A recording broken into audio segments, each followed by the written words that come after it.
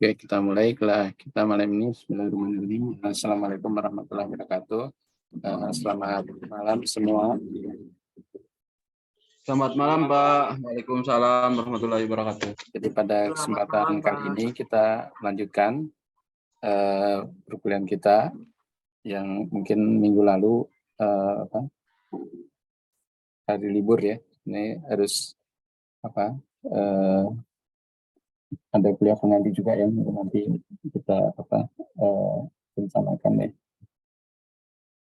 Yang mengganti beberapa pertemuan sebelumnya. Ya baik, saya coba share slide.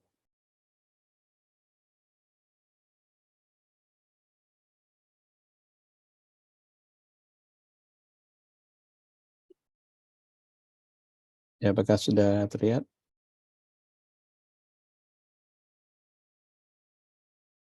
Terlihat, Pak. Oke. Ya, baik. Jadi pada kesempatan kali ini kita akan mendiskusikan mengenai association mining ya. Jadi ini salah satu bagian dari pengolahan data ya. Jadi untuk pengolahan data dalam jumlah ya, dalam jumlah skala yang besar untuk melihat polanya ya. Jadi untuk melihat kecenderungan ya dari data-data yang kita kumpulkan ya. Nah, apa yang dimaksud dengan association mining ini? Nah, ini adalah menemukan pola ya.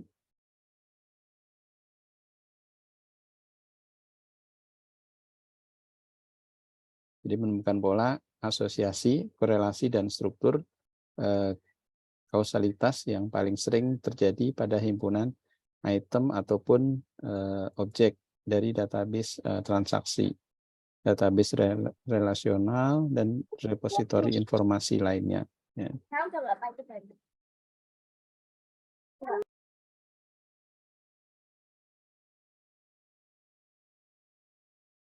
Kemudian di dalam association mining ini, jadi kita berusaha menemukan apakah sebuah objek itu terkait dengan objek yang lain. Ya. Jadi dalam sebuah database yang besar ya, atau rekaman catatan record yang ukurannya besar, kemudian kita mencoba melihat ya untuk di setiap record yang muncul apakah sebuah objek ini terkait dengan objek yang lain ya, terutama kemunculannya atau mungkin ketersediaannya ya, sehingga kita berusaha menemukan pola ya, menemukan pola asosiasi ataupun korelasinya ya. Kemudian frequent item set mining ini membantu menemukan asosiasi dan korelasi antar item yang tercatat di dataset transaksi ataupun relasi yang berskala besar ya.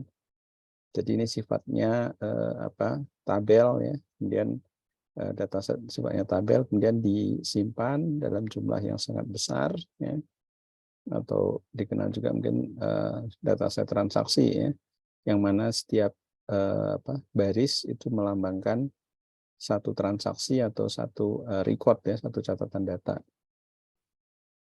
Ini dengan senantiasa mengalirnya data harian dalam jumlah sangat besar, maka para pelaku bisnis berusaha menemukan pola-pola yang sifatnya unik ya, membantu dalam proses pengambilan keputusan ya. Ini kalau misalkan dalam penjualan item ya, ini seperti desain katalog ya, dan analisis perilaku konsumen ya. Nah ini juga misalkan untuk di platform ya, belanja online misalkan kita sering berbelanja item yang mana ya.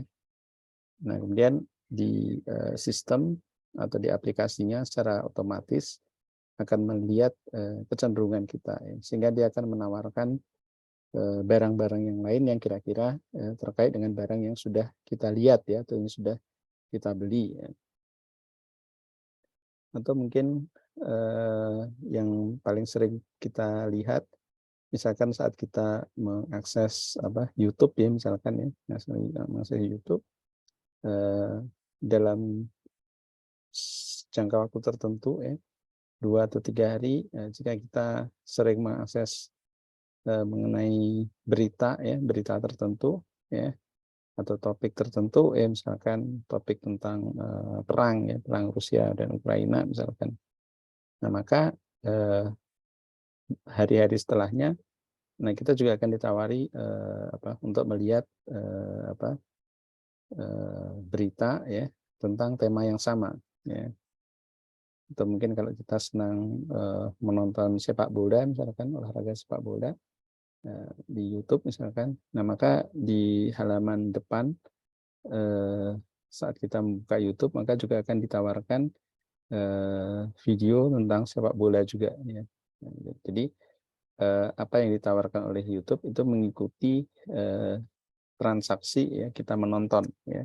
Jadi saat kita menonton pada hari tertentu itu sudah tercatat ya sebagai transaksi ya, maka dilihat ya temanya yang kita tonton apa ya. Maka di YouTube misalkan dia akan menawarkan juga tema-tema yang serupa ya. Yaitu mungkin hampir semua seperti itu ya. Kalau misalkan kita punya Google Scholar ya, Google Scholar yang mencatat hasil ya karya tulis kita ya, atau hasil penelitian kita ya. Nah, maka setiap hari kita akan ditawarkan paper-paper baru ya, atau hasil-hasil riset baru yang juga temanya sama ya dengan apa yang kita kerjakan, dan temanya sama dengan apa yang kita telah cari sebelumnya ya. Sehingga apa yang ditawarkan yang mungkin belum kita pilih ya, atau belum kita download misalkan, atau belum kita lihat, maka itu berusaha mengikuti tren ya yang kita punya ya. Dan itu tentu sifatnya sangat unik ya, tiap orang mungkin berbeda-beda ya. Nah, kalau di sini untuk asosiasi mining misalkan untuk desain katalog ya, atau mungkin desain penataan barang, itu juga bisa menggunakan teori ini ya. Jadi kalau orang berbelanja katakanlah di supermarket ya, sudah membeli item tertentu ya, misalkan cairan pembersih lantai ya, maka biasanya setelah bersamaan dengan beli itu, maka akan membeli sikat ya misalkan ya, atau membeli sabun mandi misalkan ya. Maka dua objek tersebut akan disusun ya sedemikian rupa di rak yang kira-kira tidak berjauhan ya, atau masih berdekatan ya, sehingga peluang orang untuk membeli kedua item tersebut lebih besar ya. Nah, sehingga banyak ya aplikasi yang bisa digunakan ya, atau implementasi yang bisa memanfaatkan teori atau metode association mining ini ya.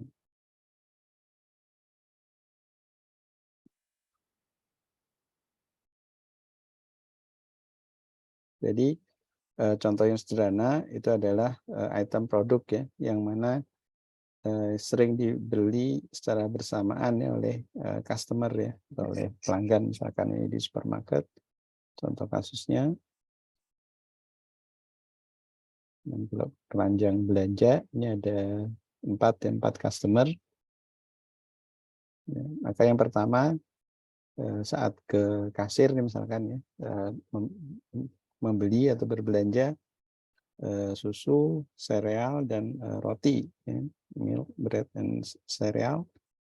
Nah, kemudian yang customer yang kedua, karena ini mungkin makanan pokok ya, mungkin bukan di Indonesia ya, di luar sana, di luar negeri. Nah, pola yang dibeli juga sama ya. Jadi bread, milk, ya, susu dan roti. Kemudian di sini ada tambahan ya, telur ya, dan gula. Ya. Kemudian yang customer ketiga juga ya, ini membelinya susu, roti, dan butter ya, semacam mentega atau keju ya. Kemudian yang terakhir, customer keempat ini hanya beli gula dan telur ya, dan eggs. Kemudian kita ingin melihat keterkaitan ya antara objek-objek ini. Apakah mungkin sebagai contoh, apakah setiap orang yang membeli roti dia akan membeli sereal juga ya. Nah, kalau susu ini mungkin jadi bahan minuman yang pokok ya kalau di barat sana. Jadi untuk sarapan misalkan ya, jadi susu dan sereal ya, atau susu dan roti misalkan ya. Jadi ini menjadi kebutuhan yang pokok ya untuk minum susu tiap hari ya. Sehingga ini hampir semua transaksi ini ada yang membeli susu ya. Ya kalau di Indonesia mungkin beras misalkan ya. Walaupun mungkin jarang ya orang beli di supermarket beras kan ya, karena membeli sekaligus banyak ya. Ya mungkin mie instan misalkan ya, atau mentega atau minyak goreng ya, itu yang termasuk pokok ya. Ya mungkin item-itemnya seperti itu ya kalau memang di tempat kita ya di Indonesia. Nah, kemudian ini contoh berikut adalah item belanja dengan jumlah data yang lebih banyak ya pada sebuah supermarket ya. Jumlah per item tidak dipertimbangkan ya. Data yang tercatat adalah ada atau tidak ada item dalam satu transaksi ya. Jadi ini struk belanjanya misalkan ya. Ataupun kalau kita bisa mengakses data di komputer yang tersimpan di database-nya, tentu kita bisa mengakses dalam bentuk data digitalnya secara langsung ya. Untuk satu kali transaksi belanjanya apa ya. Ini ada bread, peanuts ya, kacang ya, milk, fruit, jam itu selai ya. Dan transaksi yang lain juga ya, beli roti ya, bread, selai, soda ya. Soda ini juga termasuk minuman yang sering diminum ya, jenis minuman sering diminum. Bahkan kalau ada acara misalkan conference ya, atau ada pertemuan-pertemuan, ya biasanya kalau di tempat kita kan teh dan kopi umumnya ya. Nah, kalau di sana biasanya juga soda ya.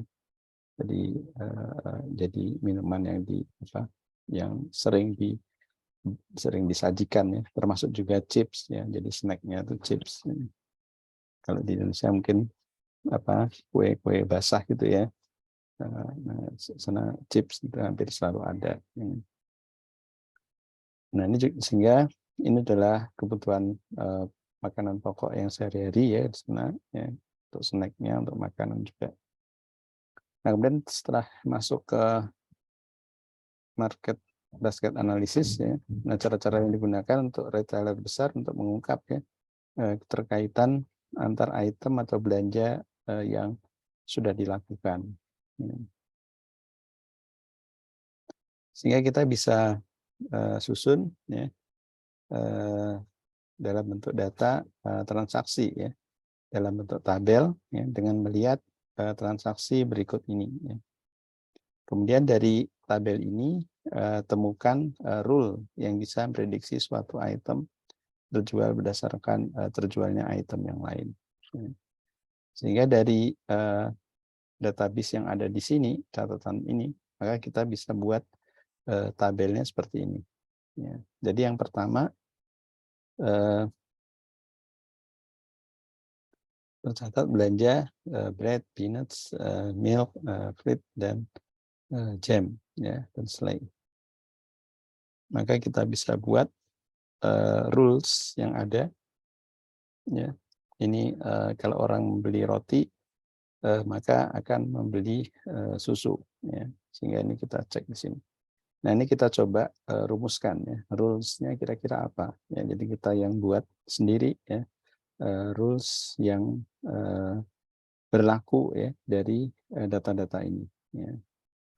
Kemudian soda dan chip ya.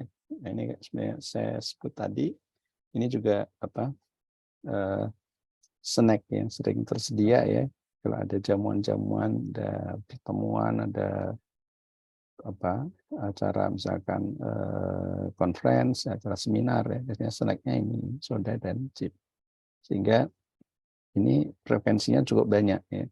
Jadi orang membeli soda dan juga chips ya. Di snacknya chips dan minumnya soda seperti itu ya kira-kira. Nah, ini cukup banyak, ada 4. Kemudian selai dan roti ya. Nah, ini mungkin juga sama di tempat kita ya. Jadi kalau beli roti kemudian di dalamnya diisi selai.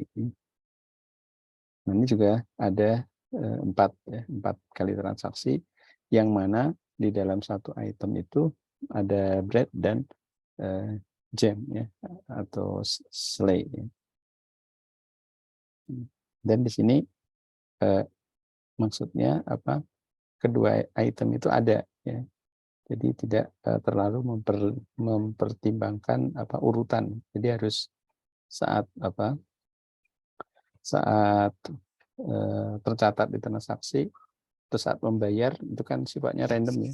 Nah, kadang di kasir itu kalau menghitung agar masuk ke dalam database ini kan mengambilnya random ya, jadi tidak selalu harus diambil apa roti dulu dicatat kemudian lanjut ke selai, kan tidak seperti itu ya. Jadi bisa jadi selai dulu yang tercatat kemudian baru mencatat apa transaksi pembelian roti ya, bisa jadi seperti itu. Nah, namun dalam rule ini kita coba asumsikan bahwa jika salah satu diambil maka satunya pasti akan diambil juga ya, atau jika salah satu dibeli maka pasangan yang satunya pasti akan terbeli juga ya. Jadi kalau orang membeli atau mengambil roti maka dia pasti punya keinginan untuk membeli selai juga ya. Atau ini sebaliknya, kalau orang beli chip atau beli apa misalkan potato chip misalkan ya, itu pasti juga akan beli soda juga ya, atau sebaliknya akan beli soda maka akan beli chips juga ya. Jadi lebih melihat adanya lanjutan ya, objek apa yang akan dibeli setelah kita membeli yang sebelah kiri ini atau setelah mengambil yang ini. Nah, itu yang ingin diprediksi ya. Jadi bukan dari sisi apa urutan saat tercatat di sini ya, saat transaksi pembayaran tidak ya. Namun saat mengambil kemudian dua-duanya berada di dalam tas belanja ya. Sehingga asumsinya kalau orang membeli roti maka dia akan terpikir membeli susu ya. Nah, itu kira-kira dihitung berapa banyak ya peristiwa seperti itu.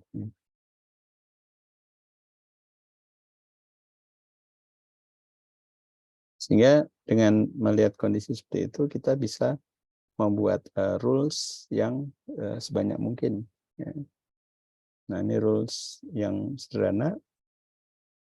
Contohnya hanya dua objek ya, saling terkait ya. Jadi kalau membeli roti maka akan beli susu ya, atau akan beli roti maka akan beli selai. Kemudian rules yang sedikit lebih kompleks, ini syaratnya 2 ya, syaratnya 2 akan menghasilkan 1 ya. Jadi kalau orang sudah membeli roti, selai maka akan beli susu ya. Atau orang yang sudah membeli chips, soda dan pasti akan membeli buah-buahan. Dan yang lebih kompleks, inputnya lebih dari 1 dan outputnya juga lebih dari 1 ya. Jadi ini orang yang membeli 3 kombinasi ini ya, bread, jam dan milk, maka akan membeli juga chips, soda dan fruits. Maka dengan demikian semakin banyak item ya, yang tersedia, maka akan semakin banyak pula kombinasi rules yang bisa dibuat atau kaidah ini yang bisa dibuat. Tentu tidak efektif ya jika kita harus menganalisis ya semua rules yang mungkin terjadi ya. Nah, karena boleh jadi ada rules mungkin sebagian besar ya yang tidak pernah terjadi ya. Sehingga kalau kita rumuskan terlebih dahulu semuanya dan kemudian yang dipakai hanya sedikit saja, nah itu maka disebut sebagai tidak efektif ya. Kemudian parameter evaluasi dapat digunakan untuk memilah rule mana yang dianggap signifikan dan perlu untuk dipertimbangkan. Kemungkinan jumlah rule ya, jika terdapat di item produk yang unik maka terdapat 2 pangkat D item set. Ya. Selanjutnya jumlah rule yang bisa dibuat adalah, nah ini kira-kira kalau ingin dibuat standar atau mungkin prediksi ya rule yang bisa dihasilkan, rumusnya seperti ini. Nah, jadi D ini berapa item ya, kalau ini mungkin itemnya cukup banyak ya, ada bread, milk, jam 3, kemudian chips, soda 5, kemudian fruits 6. Oh, udah semuanya 6. Berarti D-nya 6 ya. Berarti R sama dengan 3 pangkat 6 kurangi 2 pangkat 6 min 1 atau 5, kemudian plus 1. Nah, itulah jumlah rule yang harus disiapkan ya. Jika kita menggunakan semuanya, semua objek. Sehingga kenaikannya dia adalah eksponensial ya. Nah, jadi D-nya kecil ya, jumlah rule-nya kecil, namun ketika D-nya meningkat maka dia akan melesat ya, jauh tinggi ya, jumlah rules yang harus disiapkan. Nah, maka salah satu solusinya adalah dengan menggunakan parameter ya, 2 parameter nanti yaitu support dan confidence ya. Dengan menggunakan parameter itu, nah maka kita berusaha malah yang menemukan ya atau merumuskan kira-kira rules yang berlaku itu yang seperti apa. Ya. Jadi bukan kita yang membuat rules lebih dahulu, nah namun berbasis pada data yang tersedia ya. Jadi dari data yang tersedia kita bisa rumuskan rules yang kira-kira berlaku ya. Jadi item set adalah sebuah himpunan yang mengandung jumlah yang mungkin 1 lebih ya jumlah item. Jadi K item set adalah item set mengandung K item ya. Nah, contohnya seperti ini. Ya, kalau misalkan tulisannya 1 item set, maka itemnya hanya ada 1 yaitu milk saja. Ini dalam himpunan ya. Atau soda saja. Nah, kalau 2 item set, maka di dalam kurung ini bisa lebih dari 1 ya, namun maksimum 2 ya. Contohnya milk dan bread, kemudian soda dan chips ya, dan seterusnya. Nah, kemudian apa yang dimaksud dengan support count ya, atau sigma adalah frekuensi berapa banyak item tersebut terbeli tercatat pada transaksi pembelian. Nah, ini milk bread mengapa 3? Ya, ini karena tadi kita hitung ya. Atau yang bread milk ini ada 1, 2, 3. Kemudian soda dan chips ya, mengapa 4? Soda dan chips ini 1, 2, 3 dan 4.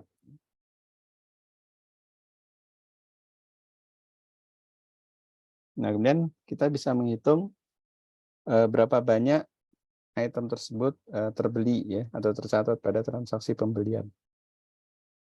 Jadi berapa banyak pasangan ya milk dan bread itu muncul dari keseluruhan transaksi. Ya. Nah, ini bisa kita hitung langsung ya, milk and bread-nya adalah 3.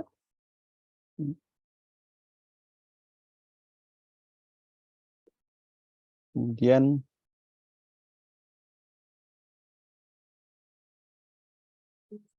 Ya, kemudian soda dan chips ini ada 4 ya. Soda 1, 2, 3, 4. Nah, itu adalah support count ya. Nah, nanti kita tinggal membatasi ya threshold-nya berapa untuk support count. Kemudian support adalah rasio transaksi yang mengandung item yang dimaksud dibandingkan dengan jumlah transaksi secara keseluruhan. Nah, ini kita bisa melihat berapa persentase ya kedua pasangan itu ada dibandingkan dengan keseluruhan transaksi. Nah, ini caranya, ini kita sudah hitung 3, ada pasangan ini, maka jumlah transaksi keseluruhan ini ada 8 ya. Kita tinggal dibagi ya, 3 bagi 8. Kemudian yang soda dan chip, nah ini ada 4, dan jumlah transaksi ada 8, maka juga tinggal dibagi 4 bagi 8 ya, sama dengan setengah atau 0,5 ya. Sebuah item dinyatakan frequent item set jika nilai support sama atau lebih dari minimum support threshold. Nah, ini kita yang menentukan ya berapa nilai minimum ya. Ini minimum, sehingga jika nilainya melebihi dari nilai minimum maka bisa dikategorikan sebagai frequent ya item set atau himpunan item yang sering terjadi.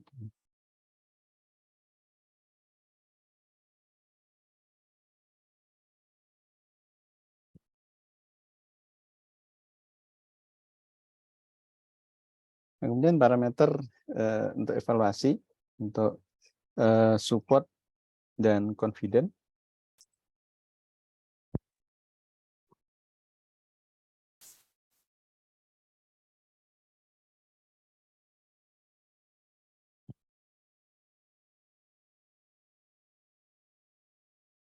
Jadi untuk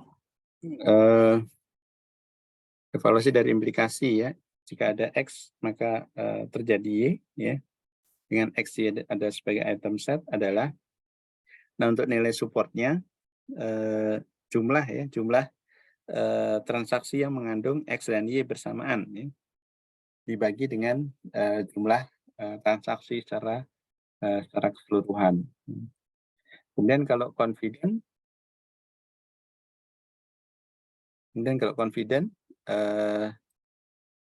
X dan Y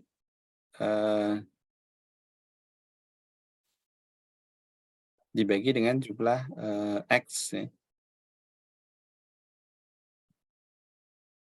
Nah, ini maksudnya berapa banyak Y itu terjadi ya, jika berapa banyak Y itu terjadi setelah X itu muncul ya, atau berapa peluang ya, orang akan membeli Y ya, jika sebelumnya dia sudah membeli X ya.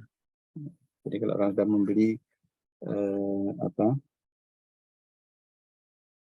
membeli minyak goreng misalkan, ya maka akan dipastikan dia juga akan membeli tepung ya misalkan ya, yang tepung untuk apa?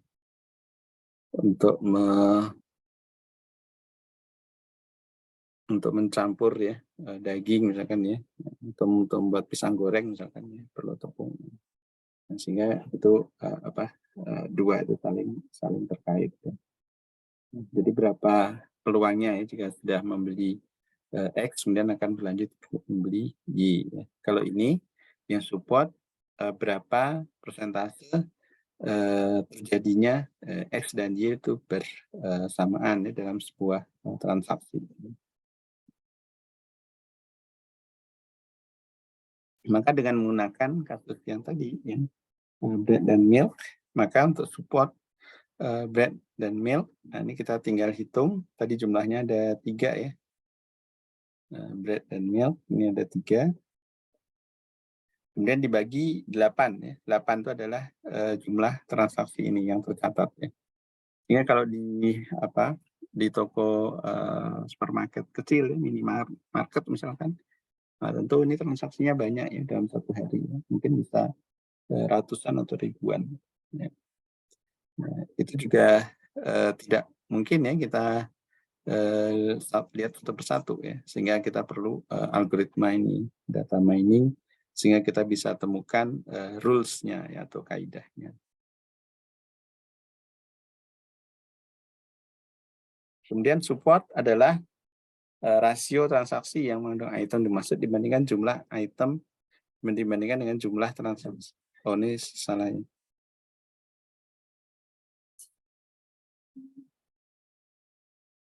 Dibandingkan dengan jumlah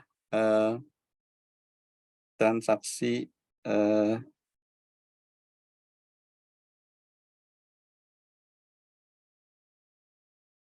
ini sama ya. Kalau ini support count-nya menghitung ini rasionya benar ya. Rasio transaksi mengandung item yang dimaksud dibandingkan dengan jumlah transaksi secara keseluruhan. Ya, ini baru proses menghitung, kemudian ini proses dibagi ya, 3/8 dan 4/8. Dan sebuah item nyatakan sebagai frequent ya, item set jika support sama atau lebih dari minimum support threshold. Nah, ini kita yang menentukan ya. Berapa nilainya ya. Apakah 0,2 ya, 0,3 ya. Nah, jadi kalau misalkan sudah tinggi ya, lebih tinggi atau lebih dari nilai threshold tersebut, maka kita sebut pasangan item ini adalah sebagai frequent ya, item set ya, karena akan sering muncul ya. Nah, ini kita yang menentukan nilai threshold ya.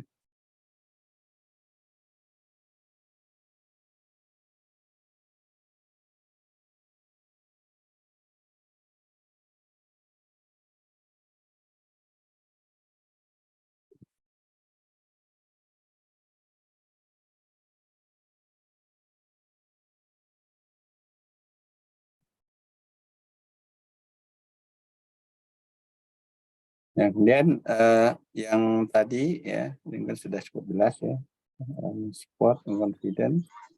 Kemudian dengan menggunakan kasus bread milk, oh ini tadi sudah dihitung ya.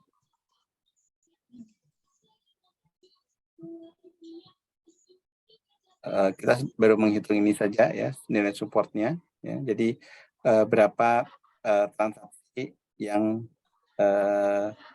pasangan bread milk dibandingkan transaksi yang lain. Nah, kemudian berapa peluang orang membeli susu ya setelah membeli bread ya.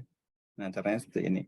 Jadi jumlah bread dan milk ya dibagi dengan jumlah bread ya, orang beli roti. Nah, ini 3/4 ya. Nah, ini maksudnya dari 8 transaksi itu ya, ada 4 transaksi orang membeli roti ya. Cuma hanya satu saja yang setelah membeli roti tidak membeli susu milk ya. Nah, sedangkan yang 3 setelah membeli roti dia pasti membeli milk ya. Jadi ini probabilitasnya cukup tinggi ya, 0,75 atau 75% ya. Sehingga bisa dibuat katakanlah mungkin susunan raknya misalkan ya, antara susu dan roti itu berdekatan ya, atau bersebelahan ya. Jadi saat orang membeli susu maka akan teringat ya, dia juga harus beli roti ya. Demikian juga sebaliknya saat orang membeli roti maka otomatis akan dibantu ya untuk teringat membeli susu ya, karena mungkin letak di etalase tokonya itu berdekatan.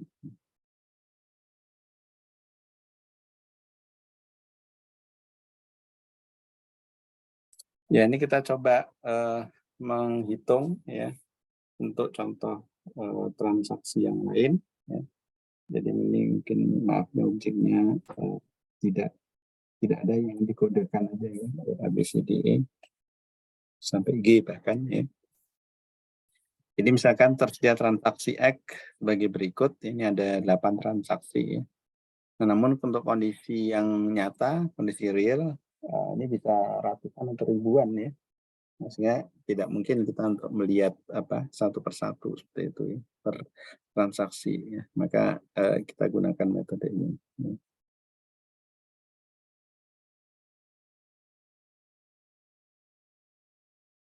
Ya, kemudian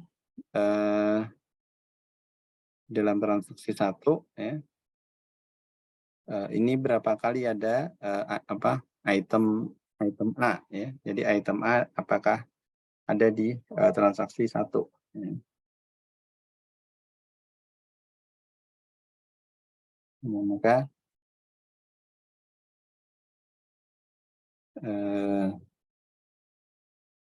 kita cek ya satu-satu ya. Nah, yang T01 ada, kemudian T02 ada 2, kemudian di T03 ada 3, T04 tidak ada, T04 ada ya 4, kemudian T05 tidak ada, T06 tidak ada, T07 ada ya. Berarti 5 ya. Kemudian T08 tidak ada. Berarti 5 dari 8 ya, sehingga 62,5%. Ya. Kemudian yang B saja. Jadi kita melihatnya yang B saja. Nah, B di sini ada 1, 2, 3, 4 juga ya. Berarti 4 dibagi dengan 8 transaksi yang ada. Kemudian C ini cukup banyak ya, 1, 2, 3, 4 dan 5 ya. Sehingga 5 dibagi 8. Kemudian D juga kita lihat cukup banyak juga ya. 1, 2, 3, 4, 5, 6. 6 dari 8 transaksi berarti 6, 4, 8. Nah, kemudian di sini mengapa di blok merah ya, yang E ya. Nah, karena di sini kita gunakan batas itu adalah 25%. Nah, dari mana angkanya? Nah, itu kita yang menentukan, kita menentukan sendiri. Nah, sehingga dari yang ada di sini, ini semuanya bisa lewat ya, atau bisa masuk ya. Bisa masuk untuk dianalisis lebih lanjut ya. Nah, sehingga di sini di tahap berikutnya untuk menghitung nilai confidence ya. Sehingga kita tidak libatkan E ya. Karena ini sudah terlalu kecil ya, kita drop, kita buang ya. Dan kita coba relasi ya antar item yang ada ya. Yaitu AB ya, AC, AD, dan AF dan AG ya. Kemudian BC ya. BA tidak ya, BA tidak karena dianggap sama dengan AB ya. BC, BD, BE tidak ada, sudah kita drop karena dia kurang dari threshold. Jadi langsung BF, BG ya. Dan C-nya juga ya, tidak CBCA enggak karena sudah ada sebelumnya ya. CB sama dengan BC, CA sama dengan AC ya. Ya. Sehingga mulai dari C dan mulai dari D dan F sampai dengan G ya. Yang terakhir ini adalah FG ya.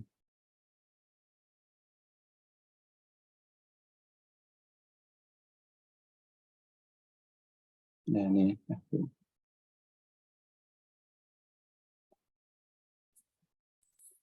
Nah, kemudian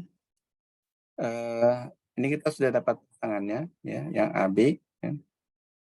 AB kemudian kita hitung ya berapa banyak AB yang ada di sini bersamaan dibandingkan dengan transaksi ya, transaksi yang ada ya. Ini masih support ya, support yang untuk yang 2 ini ya. Nah, di sini sudah dikurangi E karena E sudah tidak memenuhi syarat ya. Jadi AB ada berapa di sini? 1, 2, dan 3 ya. Jadi di transaksi T01, T04 dan T07 ya. AB 3 dari 8 ya. Dan 37,5%. Dan AC ada tidak? 1, 2, 3 dan itu saja ya. Kemudian AD, A dan D 1, A dan D 2, D dan A3, A dan D 4. Di bawahnya tidak ada lagi. Nah, ini kita cari rasionya untuk yang dua ini ya, dua pasang.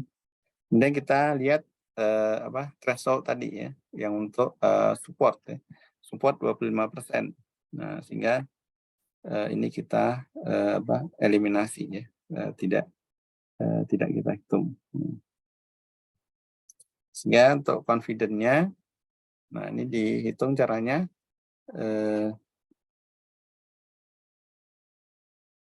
AB ya.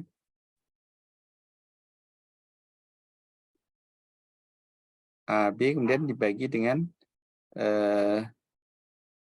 ini kan kalimat matematikanya nih ya, confident AB atas A ya. Berarti berapa banyak orang akan membeli B setelah membeli barang A ya.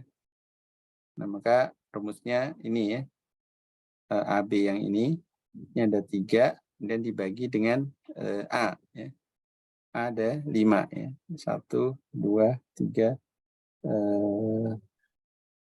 1, 2, 3, 4, 5 ya. Berarti 3/5, berarti 60%.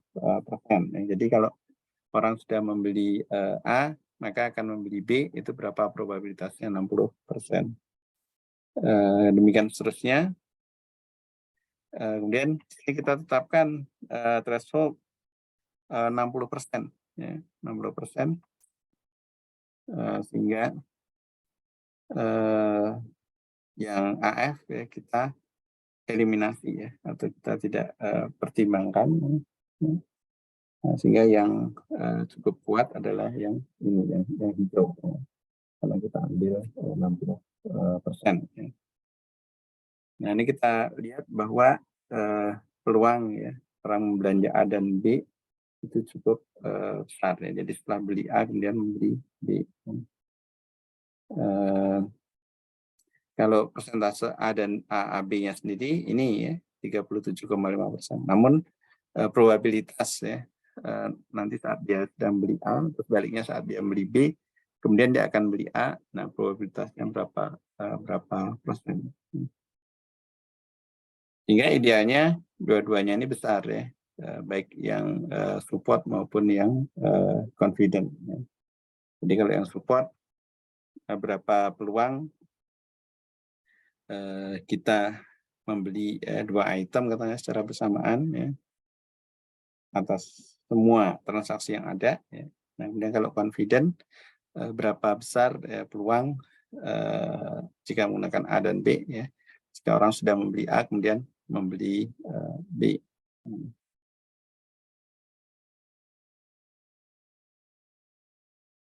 Ya, sampai di sini ada yang ditanyakan, silakan.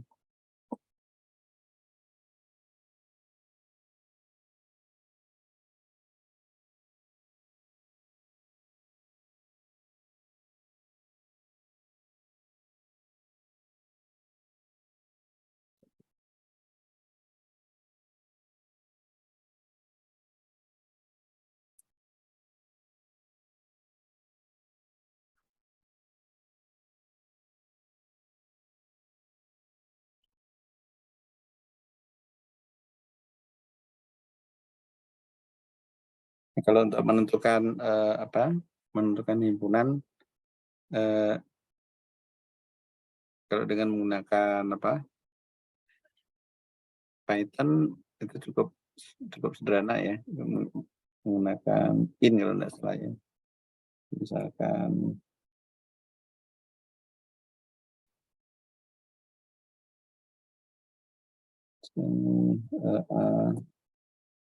di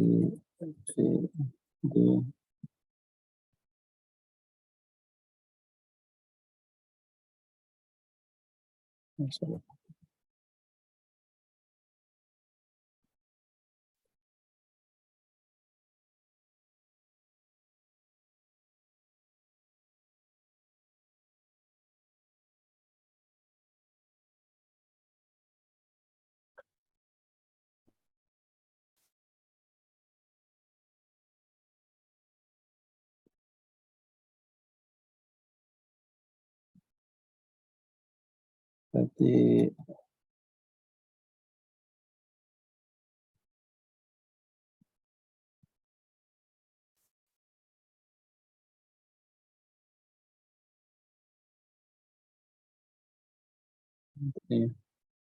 jadi untuk nanti kalau ini misalkan dimasukkan di dalam transaksinya dimasukkan dalam bentuk array ya, dan setiap array ada elemennya ya, elemen item-item ini ya setiap transaksi, dan untuk mengecek ya apakah yang untuk menghitung ini misalkan ya, apakah A itu berapa kali ya di setiap transaksi ya.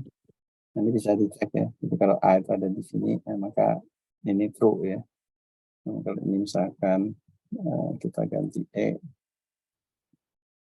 nah ini false ya, berarti di transaksi 1 tidak ada E ya, tidak ada item E, ya. Sehingga tidak dihitung.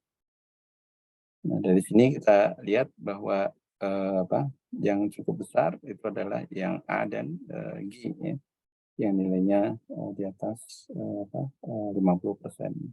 Oh ini sorry C, D juga ya. Jadi A, C dan D dan G. Ya. Nah, sedangkan yang E ini kecil sekali ya. Berarti E itu jarang dibeli ya. Cuma 1 kali dari 8 transaksi. Ya. Nah, tentu nanti di data real atau yang sebenarnya ini akan sangat banyak ya jumlah transaksinya, mungkin ratusan atau ribuan, sehingga nanti rules yang kita temukan tentunya akan lebih akurat. Ya. Bahkan ini kalau di customize atau mungkin di analisis untuk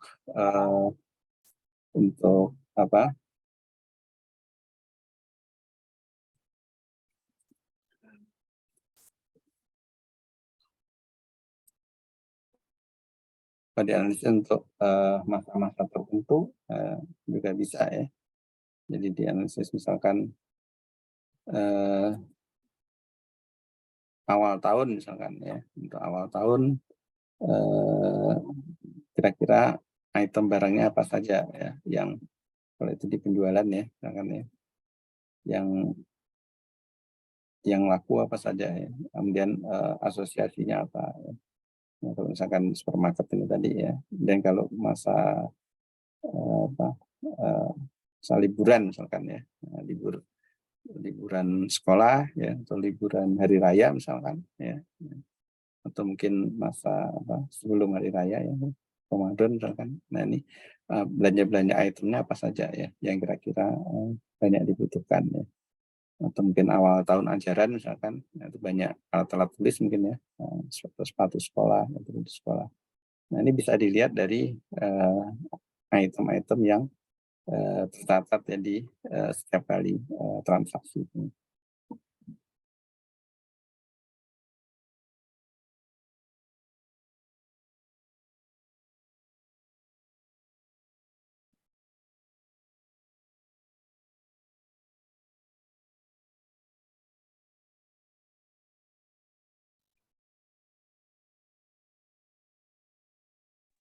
Izin bertanya Pak. Iya. Silakan. Terkait threshold value itu sama confidence itu tadi penentuannya gimana Pak? Belum begitu paham Pak. Oh ya. Ya ini kita menentukan ya kira-kira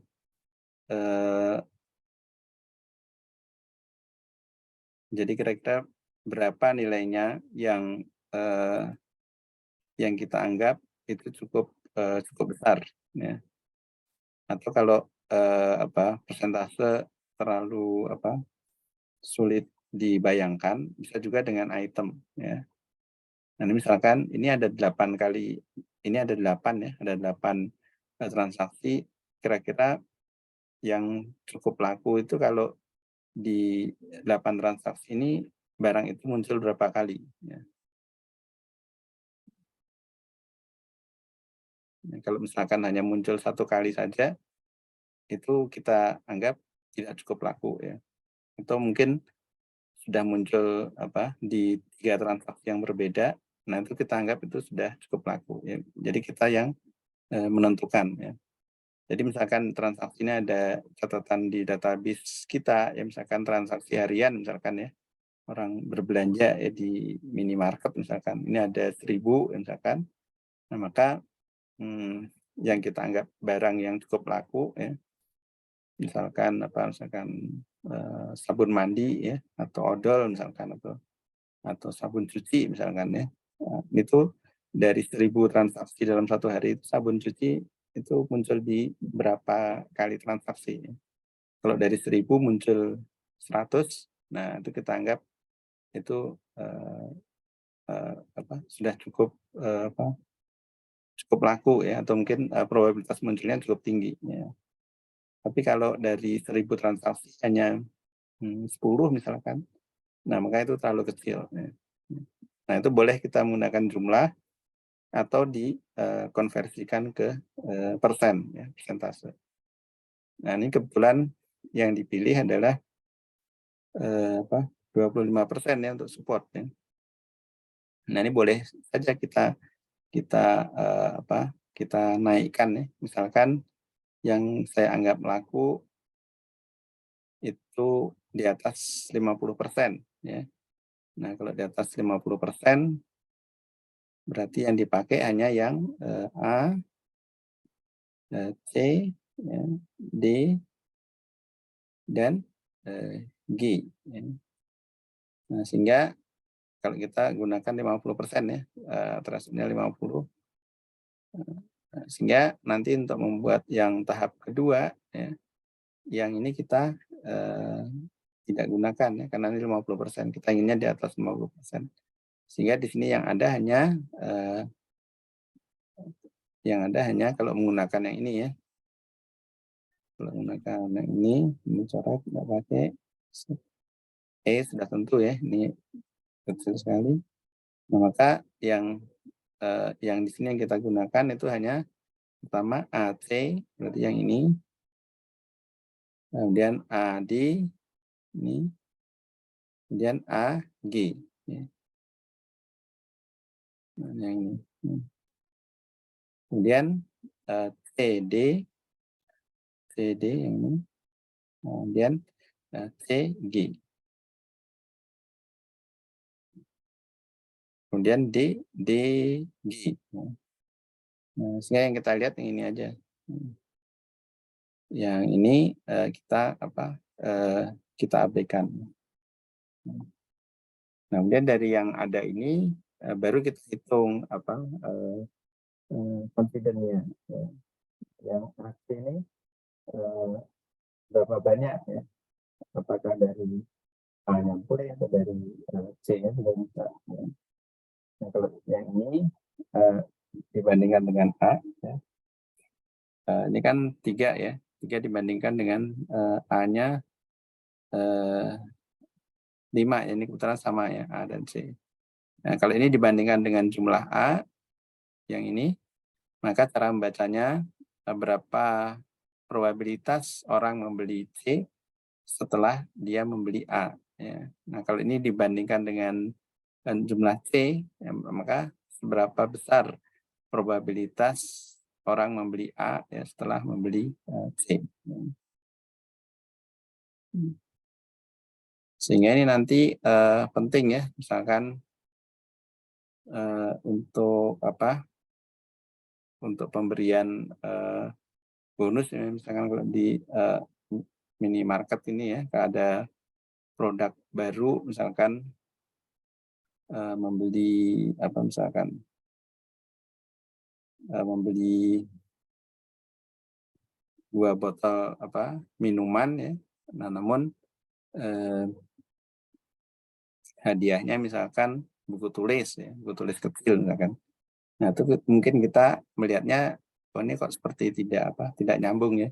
Nah, mungkin dari sisi marketing, nah mereka sudah melakukan riset. Mungkin banyak orang juga seperti itu ya, membeli minuman juga ingin beli buku tulis misalkan, atau sebaliknya ya, ingin mempromosikan minuman kemudian dititipkan di belanja barang yang lain ya.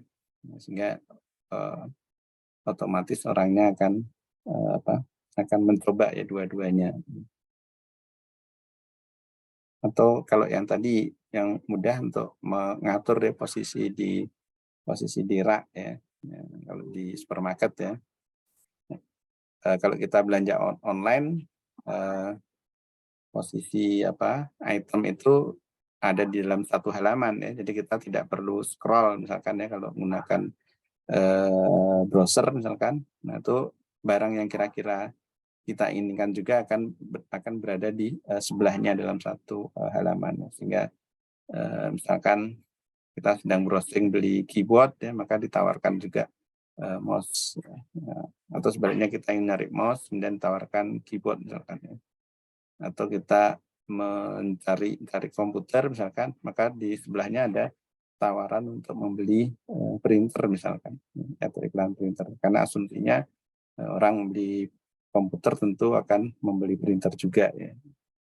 Nah si penjual berusaha menawarkan itu berdasarkan analisis ini ya. Jadi ada peluang orang yang beli komputer akan beli printer juga ya.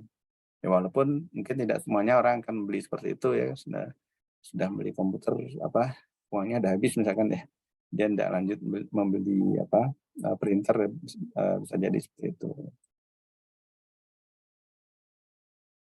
Demikian kira-kira jawabannya, apakah menjawab pertanyaan yang tadi? Silakan. Iya Pak, siap Pak. Artinya nanti masing-masing kita penentuannya itu bisa berbeda ya Pak? Iya, ya jadi ya mungkin berdasarkan keumuman ya, kira-kira kita ingin menetapkan standarnya berapa ya. Nah umumnya sih kalau yang yang support ini lebih rendah ya dibandingkan yang confident ya. Kenapa? Agar karena boleh jadi yang di support ini probabilitasnya kecil. Nah boleh jadi nanti di sisi ini kan sudah berpasangan ya, jadi tidak hanya satu item tunggal. Nah boleh jadi setelah berpasangan dia ada peluang besar ya, atau mungkin dia fokus atau mungkin dia cenderung ya pada item tertentu ya. Nah, kecil namun itemnya besar di situ ya. Pasangannya ada ya, contohnya misalkan ini yang kita ambil yang kecil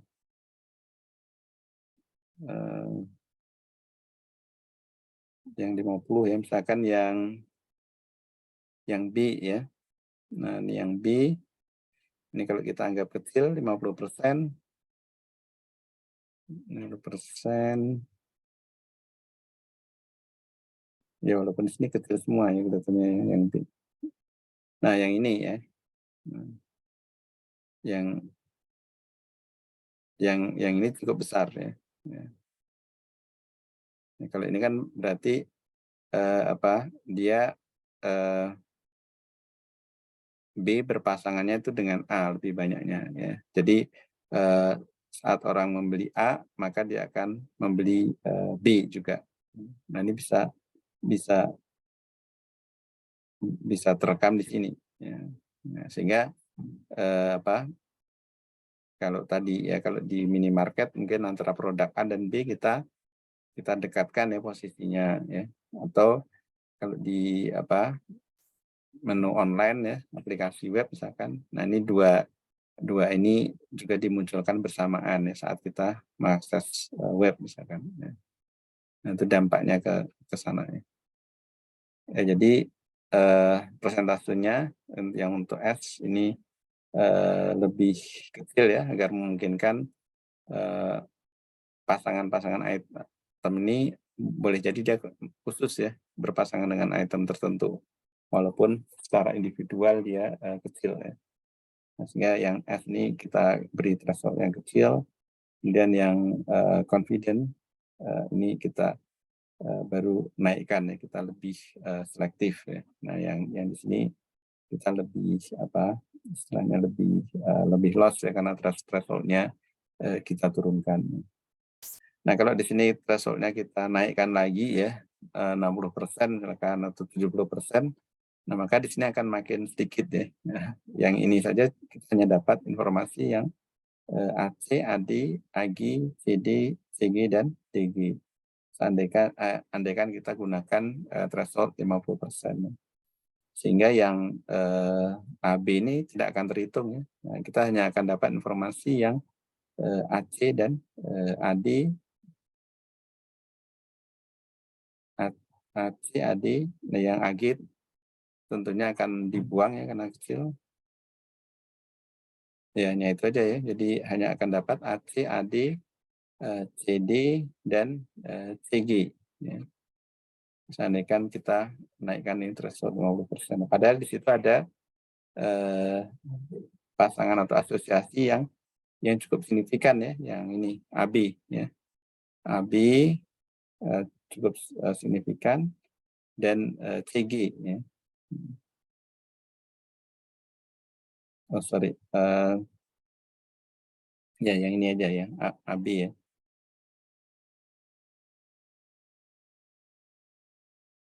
Ya yang AB aja ya. Yang hijau namun tidak dilingkari biru. Nah, sehingga informasi pasangan AB ini tidak akan kita temukan ya, andaikan kita ini naikkan ke 50%. Jadi ini sebaiknya yang S ini lebih rendah ya, sehingga nanti bisa terungkap ya asosiasi apa atau pasangan apa yang lebih sering di sini. Bahkan ini kalau kita teruskan ke tiga pasang juga bisa, tiga anggota ya. Kalau ini kan satu pasang ya, dua member ya, atau dua objek atau dua item. Nah ini kalau dibuat tiga pasang, katakanlah yang ini ya, kita menggunakan rules 25% ini AC sekian, kemudian kita saring lagi ya. Nah setelah saring lagi baru kita buat lagi ya. Nah, misalkan yang AB dan AC ya, berarti ABC ya. Kemudian AB dan AD ya, berarti tidak masuk ya. Oh, masuk ya 3 ya. Jadi ABD ya. AB dan AF ya. Berarti ABF, AB dan AG berarti ABG, AB dan BC berarti ABC ya. AB dan BD berarti ABD sudah ada tadi ya, berarti tidak perlu lagi. Nah itu bisa ya. Nah, sehingga walaupun nantinya akan makin kecil ya peluangnya karena rule-nya itu anggotanya di sini makin banyak ya, berarti kan makin spesifik, nanti kembali lagi seperti ini ya. Nah kita coba melihat ya secara umum, ini mudahnya misalkan 2 ya. Ini kalau 2 ini hampir ada kita menemukan pola 2 item yang muncul hampir di semua transaksi. Nah itu sebenarnya sudah bagus ya, sudah beruntung ya. Nah, seperti ini 60% ya, berarti kan, atau yang ini misalkan 80%. Nah ini berarti kan cukup besar ya peluangnya ya. Nah, jadi kita utamakan C dan D ini berdekatan ya. Atau mungkin saat orang sudah membayar C, kita tawarkan ini D ya. Mungkin harganya diberi promo ya. Mungkin pernah lihat ya di minimarket itu kan ada barang-barang kalau kita belanja di atas 50.000, kemudian kita bisa beli barang-barang dengan yang harga murah ya. Nah itu mungkin secara statistik itu sering dibeli ya, sering ditawarkan di situ. Ya kira-kira seperti itu. Ya Pak, terima kasih Pak. Ya sama-sama. Cuma nanti ini kalau implementasi harus dihitung dengan komputer ya. Jadi ini kan manual ya. Secara konseptual memahaminya seperti itu. Nah kalau aslinya kan tentu jumlah transaksinya banyak ya, ribuan ya, jadi kita tidak mungkin menghitung gini satu-satu ya. Ini hanya 8, ya, kita bisa hitung dengan mudah.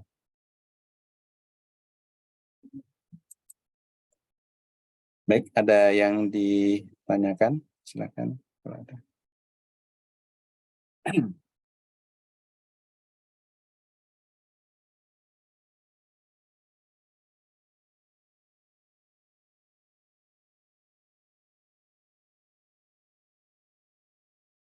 Baik, kalau tidak ada, mungkin kita cukupkan ya pertemuan kita untuk malam ini. Nanti insya Allah mungkin kita lanjut ke pertemuan berikutnya. Ya, mungkin demikian ya. Sekian, terima kasih. Assalamualaikum warahmatullahi wabarakatuh. Selamat malam semua. Waalaikumsalam warahmatullahi Terima kasih. wabarakatuh. Terima Salam kasih. juga, Pak. Ya, izin saya tutup.